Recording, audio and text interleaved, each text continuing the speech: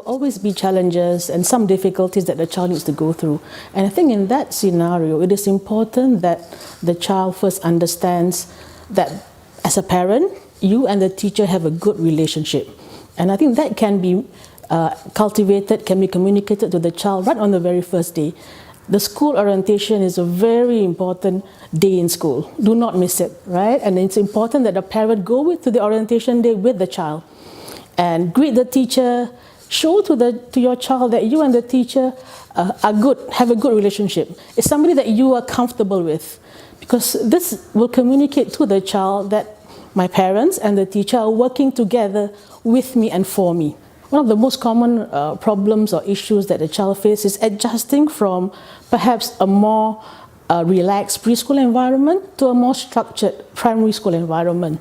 So a parent can preemptively address that by talking about how different a kindergarten and a primary school is.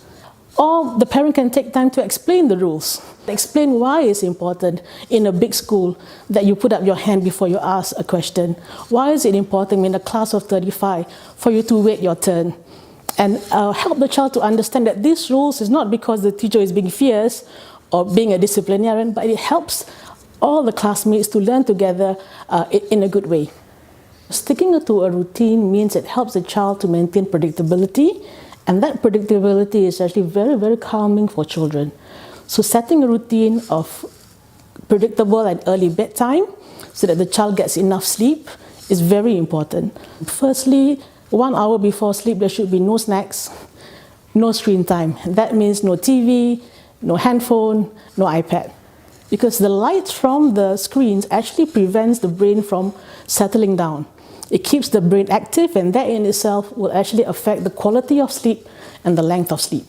Instead of screen time, give the child alternatives like bath time, perhaps listening to stories being read. So whatever that calms the child, that should be what the child does an hour before bedtime. The child needs about 8 to 9 hours of quality sleep in order for him to be alert, attentive, and ready for school. The second way to get the child alert every day is to ensure that at the beginning of the morning, it becomes a family activity to get the child ready for school. And the more it's done as a family, the more the child is motivated, right? Otherwise, it's mommy and daddy dragging their feet and expecting the child to be active, right? Similarly, breakfast as a family, much more motivating than the child being forced to eat alone.